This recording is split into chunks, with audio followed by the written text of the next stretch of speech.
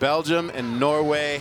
This is one of those matchups right off the bat where you're like, wait, how do you even pick Sebbe De Buck, Torstein Horgmo? You know that Sebbe is absolutely fired up. Let's hear what his perspective in going up against Torstein.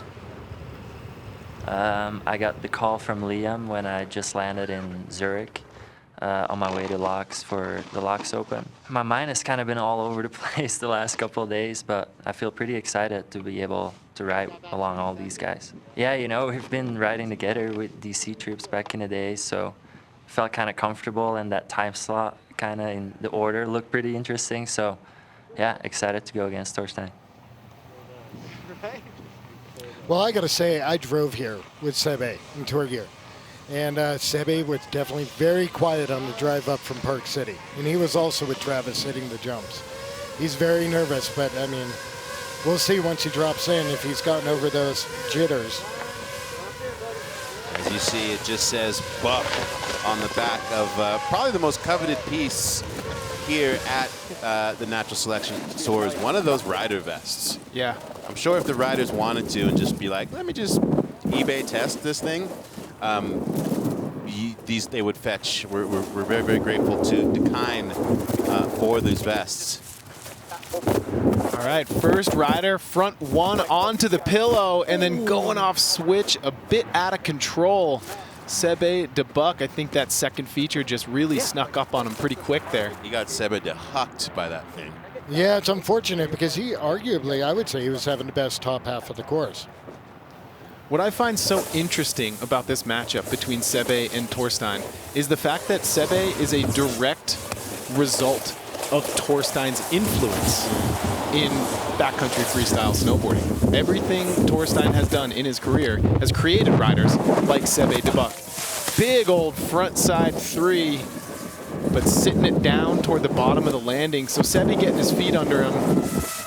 You know, another thing to mention too is every rider you've seen, this is their first time riding the course. There is no practice at Natural Selection. We talking about practice? We're talking about the game. Yeah, and that's a great point. Sebbe, 26 years old, right? Torstein, somehow another 35. You still think of him as permanently 23. I mean, there'd be no triple cork if it wasn't for this guy, who I think is perhaps one of the most well-rounded individuals in snowboarding. His influences come from so many places. He competed in 2013, and we're happy to have Torstein back. It feels a little surreal putting the bib back on after taking a long break. I did a lot of slopestyle contests and big air events, the X Games and Dude Tour and stuff like that, and kind of just went back into filming because that was my passion, and I wasn't really expecting to ever compete again, and then I get this amazing opportunity, so I can't really pass that up. I think it just makes me too nervous, like trying to think about qualifying for the next stops. I'm just gonna try to be here and take everything as it comes and just be in the moment. But for real, like that's all you can do at this point. At least for me, I just want to enjoy this as much as I can. You talk about an evolution of a snowboarder, someone who was so competitively driven, now sits and spends so much time creating, filming, making music, you know, just really being in the totality of what it means to be a rider in this point of his life. And you know, in the time I've spent with Torstein since he got here, he just seems relaxed. Like he's just living in the moment. I think that's really going to help him on this course. Well, a lot of riders who have such deep contest backgrounds definitely have a mental edge, I would say. That was a huge straight air to start things off. But as we, I think the tail of the tape is going to be that the snow conditions are going to dictate who's going to take the win here in Jackson Hole. Front side 360. Another popper. Torstein sits that down. But I think if he can clean it up here down toward the bottom of the course, I think he's got a pretty good chance of taking this round. Well, certainly. But then again, I mean, think about how powerful Sebbe was at the top. It wasn't until like halfway down that Sebbe's... Huge backside 7 to cap off the bottom half of the course from Torstein Horgmo. That was massive. Yo!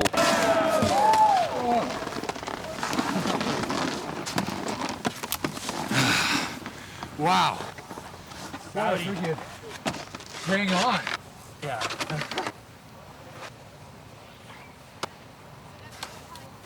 Sick backside. A little bit of RF difficulty there. Gosh. Getting our signal. Well, if you want to ever be reminded that you're watching the best in the world, adjust in real time. We saw that in both these runs. Backside 360 from Sebbe, and then this is where things kind of went wrong. He bashes the pillow, lands switch, and then just kind of loses his feet out from under him on the takeoff of that second feature in the double line. And here's a massive frontside 360. See where he landed in fresh snow and just sat it down.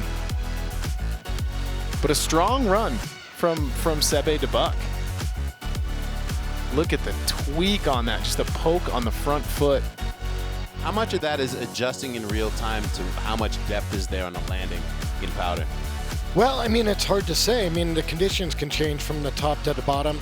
Different aspects get wind packed, wind loaded, or scraped. So right there, I think that feature in particular is going to change over the day as more riders put in tracks and stuff, which could actually help in some instances. Absolutely, and the sun's going to hit it. I mean, a lot of the riders said if you take the rider's left line that they're going to ride in finals, that's a little bit more north-facing, and the snow is, in fact, a bit softer. Yeah, which is why we started on this side, because this side sits in the sun for longer.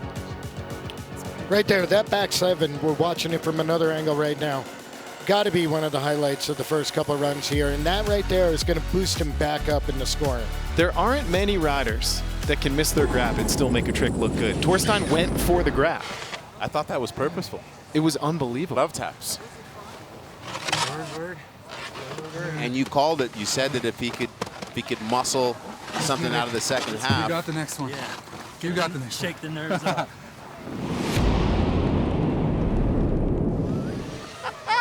Anybody's game. Oh! It's anybody's game. More snowboarding, that's what we're here for. As we head up to Sebbe. Sebbe, let's get Buck. De Buck. His idol. Torstein in the lead. Sebbe wants more snowboarding. Big Buck on course.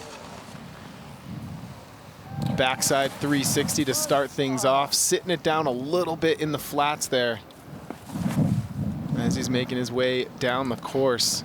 It's pretty incredible a rider from Belgium can find himself in an event like this at Jackson Hole. It's pretty unbelievable. So Sebbe going down again. So first 2 features, 2 falls. Let's see how much ground Sebbe can make up, because he's got Torstein Horgmo dropping right behind him. And that is terrifying.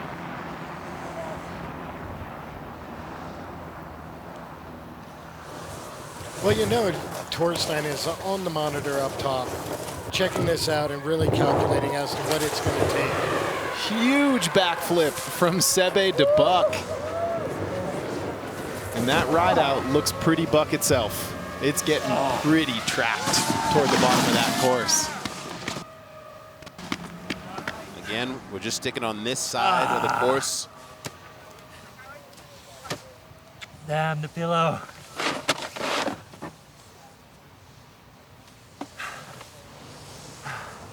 You can see the exhaustion from just what you were talking about. We're going to ride this side of the course out for day 1 and head over to the other for day 2.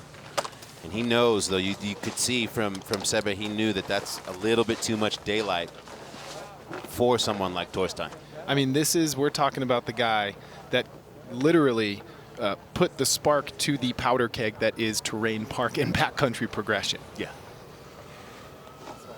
I'll never forget it was X Games Big Air when he was first doing those triple corks, and it was just like that fast run, and he just kept jumping on the sled and get me back up to the top. And then when he nailed that thing, that was one of those moments shot heard around the world being like, oh, we're in a new zone now. 100%. Absolutely. But I love that riders like Torstein and Danny, no matter how competitive they are in Big Air Park type, this pull, this like gravitational pull back into the backcountry. And here we go, Torstein taking a unique, again, rider's left part of the rider's right course, starting to get a lot more action as we go deeper into the first run. And one thing to note, he just rode the top quarter of the course switch. He did not, jump over to switch right before he took off on that first feature. 6 or 7 turns that made you forget almost. And those are the little things the judges are looking for. And the people at home might not realize there's like 5 inches under the fresh snow. There is a crust layer. You can see it. So Torstein opting out of that feature. I don't think he had quite enough speed, but he's staying on his feet. And it might be a bit conservative of a run for him, but he is looking to close the door on Sebbe De Buck. Backside 720 powering through Torstein Horgmo. I don't think that fall will count toward the jumping portion of that. He was out of the landing and unfortunately went down. But all in all, pretty strong run from Torstein Horgmo.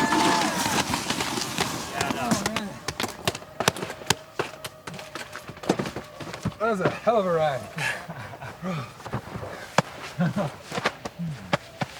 Oh my gosh. What a show. Wow. Well, both riders are going to post higher scores than their first run.